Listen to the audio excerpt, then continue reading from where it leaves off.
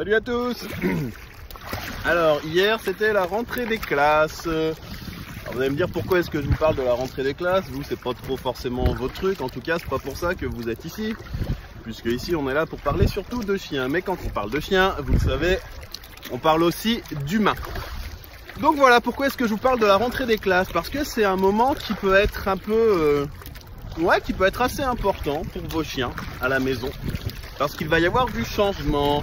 Si vous avez été en vacances pendant ce dernier mois ou ces 2 mois, eh bien le changement va être d'abord dans le rythme. Vous allez reprendre un rythme différent, un rythme qui va être, entre guillemets bien sûr, effréné, c'est-à-dire un rythme beaucoup plus speed que d'habitude, puisque c'est la fin des vacances, et ce sera super important en fait de ne pas négliger le chien dans ce rythme effréné. C'est vrai que c'est les moments où on peut constater le chien se retrouve beaucoup plus seul, forcément, beaucoup moins d'attention sur lui, parce que on reprend l'école, parce que les enfants qui étaient là reprennent l'école, les parents peuvent retourner au travail. En tout cas, on change de rythme. C'est un vrai changement de rythme qui pose pas mal de problèmes d'ailleurs à beaucoup d'humains, déjà juste pour pouvoir le gérer. Donc pour le chien, c'est la même chose. On se retrouve quand même avec un certain stress qui peut se créer, un certain stress, un certain manque d'attention, et puis un mode de vie que lui ne peut pas comprendre. Il ne peut pas se dire tiens, c'est la rentrée des classes, donc c'est normal que tout le monde soit un peu peut-être excité, énervé, fatigué, pressé. Voilà, toutes ces petites choses en haie qui font que le chien, lui, va être perdu. Ah, c'est pas en haie, dommage pour la rime. Mais en tout cas, ça peut vraiment le perdre. Donc soyez super attentifs à vos chiens. C'est un point qui va être assez important. Soyez attentifs à ce que vous faites, à ce que vous pouvez lui donner par rapport à d'habitude, par rapport au rythme que vous aviez pris. Alors peut-être pas vous en tant que parent par exemple, mais les enfants. Les enfants, eux, étaient en vacances quoi qu'il arrive, et du coup avaient un rythme vraiment très différent. Il n'y avait pas tous ces horaires qui faisaient que qu'on était tous un peu submergés entre guillemets par le fait de... Pas forcément le mot à utiliser quand on est en kayak ça. En tout cas pris par tout ce qu'il y a à faire sur cette rentrée. Nouveaux rythmes, nouvelles écoles, tout un tas de choses qui vont vraiment changer le quotidien du chien. Donc faites vraiment attention à vos chiens, regardez bien leurs attitudes, profitez d'eux pour vous faire des moments zen, des moments où on se dit allez, s'il le faut, parce que j'ai vraiment une journée qui est chargée, etc. Je prends mon téléphone et je mets un minuteur, je mets 5 minutes, 10 minutes. Voilà, pendant lesquelles je pose tout, je le mets, et tant que ça n'a pas ressonné, je me pose avec mon chien, je lui fais des câlins, je reste avec lui, je lui raconte ma journée éventuellement. Voilà, bref, un moment détendu. N'essayez surtout pas de compenser le temps que vous ne pouvez pas passer avec lui depuis hier, du coup, par du jeu. Ne tombez pas dans ce piège-là. Beaucoup vont le faire en se disant bon, écoute, on n'a pas beaucoup de temps ensemble, du coup on va passer beaucoup de temps à jouer, parce que finalement vous allez l'entrer dans une boucle d'hyper sollicitation qui pourrait être compliquée à gérer par votre manque de temps sur le reste et puis votre manque de disponibilité pour lui donner d'autres activités. Donc ça va être quelque chose d'important de plutôt lui consacrer des réels moments de calme, de détente. On se pose. Oui, on est moins sorti que les jours précédents, mais c'est pas grave, on va juste se poser. On va se poser, tu vas sortir bien sûr, tu vas jouer aussi. Mais on va prendre du temps pour tout poser, poser le téléphone, poser tout ce qu'on a à faire, mettre un minuteur pour être sûr de lui consacrer un réel temps pendant lequel on dit aux enfants, on dit aux conjointes, etc. On leur dit, là, je prends 10 minutes. Voilà, je prends 15, 10 minutes, 20 minutes, 5 minutes même, c'est toujours ça de prix. Pendant lesquels on va juste dire, ok, là, je reviens tout à l'heure, j'en ai pas pour longtemps, je reviens tout à l'heure, je pose tout ce que j'ai ici à côté de moi, et je me consacre uniquement au chien, à lui donner un moment d'apaisement. Vous en plus, ça vous en donnera un aussi, et ça va vous permettre de garder un lien, parce que le lien peut se perdre assez vite aussi, parce que vous allez avoir un quotidien chargé qui va changer. Donc c'est important, c'est le premier point qui est important. Le second point, ça va être la gestion des enfants. Soyez super attentifs, c'est une période où les enfants sont excités, apeurés, fatigués. Voilà, il y a vraiment tout ça qui entre en jeu dans leurs émotions du moment. Donc soyez super attentifs à leur contact avec le chien. Certains vont être peut-être un peu plus agacés et donc vont juste un petit peu envoyer bouler le chien, vont moins s'en occuper, vont le bousculer. Bref, en gros, je suis énervé, j'ai pas le temps, je suis pressé, je suis stressé, dégage. Je vous fais un résumé, mais c'est à peu près ça. D'autres vont être vraiment tristes et perturbés par l'école dans le sens où c'est pas ce qu'ils voulaient, ils ont pas forcément leurs copains, leurs copines. Ouais, ça se passe pas bien pour certains à la rentrée des classes et même l'école tout court. Donc c'est pareil, faites-y attention et n'hésitez pas à faire en sorte que déjà que le chien, ça c'est le premier point, que le chien ne devienne pas entre guillemets un souffre-douleur. Ça c'est super important, que le chien continue à être respecté, même si lui va être dans vos pattes, parce qu'il va être dans vos pattes encore plus que d'habitude. D'habitude, pendant quelques semaines, là il vous a eu toute la journée, il a eu les enfants toute la journée, il vous a eu beaucoup, et puis là d'un seul coup, waouh, tout le monde s'en va. C'est compliqué, donc quand vous êtes là, il a envie de participer, et lui il sent toutes ses émotions. Alors quand on dit que le chien sent les émotions, en tout cas il sent que vous avez des émotions, il sait pas forcément lesquelles.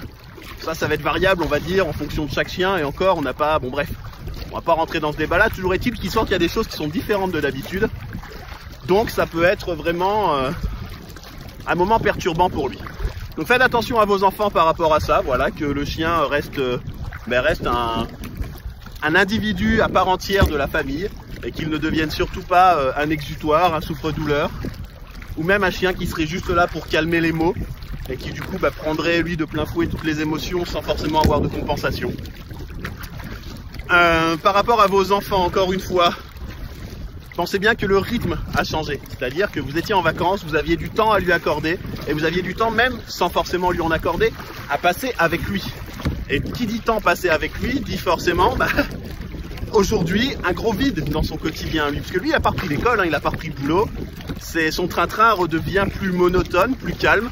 Donc vous allez avoir des chiens qui vont, potentiellement, je dis pas que ça va le faire à tous les chiens, mais des chiens qui vont être beaucoup plus en demande. C'est-à-dire, ouais, mais moi j'ai besoin d'activité, j'ai besoin qu'on compense quelque part ce manque que j'ai d'activité, de soins, de câlins, de contact. Donc, forcément, quand vous allez rentrer du travail ou de l'école ou de n'importe quoi, bref, quand vous allez rentrer une fois que vous aurez repris votre rythme, lui ça va être compliqué parce que dans la journée il vous aura peut-être fait plus de bêtises que d'habitude. Il aura peut-être un peu moins bien supporté justement le fait de se retrouver tout seul. Donc si vous pouvez justement tolérer un tout petit peu plus, et quand je dis tolérer, ça va pas être de juste dire bon ok il a fait des dégâts etc, c'est pas grave, on passe à autre chose. C'est pas ça de tolérer. Tolérer ça va être de se dire ok, je comprends qu'il ait pu avoir un problème et je vais donc déjà ne pas m'en prendre à lui, ça c'est quelque chose d'important. Juste se dire ok, qu'est-ce qui a changé? Qu'est-ce qui fait que ça a bougé? Pourquoi? Dans mon quotidien, qu'est-ce que je lui ai donné en moins par rapport à d'habitude qui fait que aujourd'hui il a eu ce comportement qu'il n'a pas forcément d'habitude. Alors en fonction du comportement, ça peut être super intéressant de ne pas trop s'arrêter dessus, justement pour ne pas avoir... pour ne pas marquer peut-être le comportement, donc ce sera variable. C'est le bon moment pour vous faire aider par des professionnels si vous en avez besoin, pour pouvoir vous dire là il y a un truc qui va pas vraiment, bon pendant les vacances ça allait à peu près, ça recommence. Peut-être qu'on peut commencer à se poser des questions, tiens quelle est la différence de comportement de mon chien quand on est en vacances et quand on est au boulot? Quelles sont les différences dans notre quotidien? Repérer un petit peu toutes ces choses là pour pouvoir juste vous dire ok, tiens dis donc, quand j'ai le temps de le promener le matin à 10 h parce que je suis là, pas de bêtises dans la journée, il se passe rien. Par contre, quand j'ai pas le temps, il y a un problème. Peut-être que du coup, ça peut être intéressant de se dire soit je vais compenser, soit je vais m'arranger pour qu'il puisse être promené encore à ce moment-là, où je vais essayer de compenser les choses. Bref, soyez vigilants à toutes ces choses-là, ça c'est quelque chose d'important. Vos rythmes ont changé, votre quotidien a changé, vos émotions forcément vont avec. Pour le chien, lui, malheureusement, il fait que subir, il peut pas forcément comprendre toutes ces choses-là. Et lui, son quotidien qui était beaucoup plus riche pendant vos vacances, que vous le vouliez ou non, il était beaucoup plus riche, il va se retrouver un petit peu appauvri forcément, donc c'est pas quelque chose de top pour lui. Si vous êtes professionnel, ou que vous vous destinez à être professionnel, la rentrée c'est le bon moment pour sortir vos téléphones, sortir vos ordinateurs et regarder toutes les personnes qui vous ont contacté jusque-là. Qu'elles aient donné suite ou non, toutes les personnes qui vous ont contacté pour leur chien. Et c'est le très bon moment pour justement rassembler tous vos répertoires, finalement, créer un bon gros répertoire. Alors vous le classez comme vous voulez, c'est pas moi qui vais vous parler de classement, je suis une chèvre en classement et en organisation. Mais en tout cas, c'est le bon moment pour pouvoir vous dire, ok, je recontacte tout le monde. Un petit mail, un petit SMS en fonction de votre plateforme de communication habituelle. Voilà, c'est la rentrée. Est-ce que tout va bien? Est-ce que tout va bien pour vous? Comment se sont passées les vacances? Voilà, un petit mail le plus personnalisé possible, sans y passer non plus 6 mois. mais quelque chose qui fera plaisir en plus, qui montrera votre intérêt, parce que même si c'est un intérêt qui a une base professionnelle, ça reste un intérêt, vous aimez ce que vous faites et donc faut surtout pas hésiter à le dire, à dire que vous investissez, et puis voir s'ils ont besoin de vous, et peut-être même profiter de cette rentrée pour faire une petite promo. Voilà, un petit 10%, un petit... Après, chacun verra en fonction de ses possibilités, de ses envies, bien sûr, mais ça peut être le bon moment. Parce qu'on arrive dans une nouvelle dynamique, c'est la rentrée justement, et je vous parlais juste avant de dynamique, de changement de rythme, etc. C'est le moment de s'y remettre, c'est entre guillemets, d'un point de vue presque aussi important que les... Même plus, j'aurais presque envie de dire plus important au niveau de la dynamique et de l'envie de changement, que ce qu'on peut avoir au niveau des bonnes résolutions, vous savez, du premier de l'an. Wow, celle-ci elle est grosse. Hop là. Voilà, donc ça c'est quelque chose qui va être peut-être plus important parce que je vous dis, on rentre vraiment dans un rythme là qui va être, allez, on reprend, on se speed, on est dynamique, on avance, on veut faire bouger les choses, on est plein de bonnes envies, de bonnes résolutions, et il fait encore à peu près beau, donc on est motivé pour aller travailler dehors. 1er janvier, même si la bonne résolution c'est de s'occuper mieux de son chien, quand on commence à se dire je vais aller passer 3 heures par semaine avec un éducateur, un comportementaliste, un cynologiste, un professionnel à l'extérieur, les bonnes résolutions ne durent pas très longtemps, voilà, parce que ça caille, parce que c'est trop pourri. Là on est encore sur une période qui est à peu près agréable.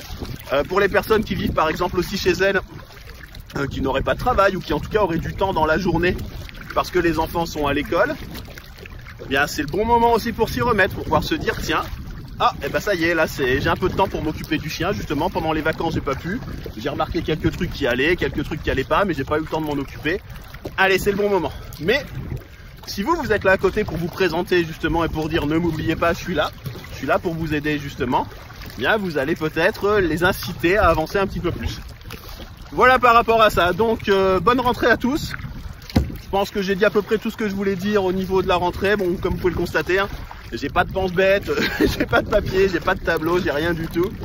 C'était une petite vidéo comme ça, je me suis dit je vais vous faire profiter un petit peu des vagues et des creux qu'on a ce matin.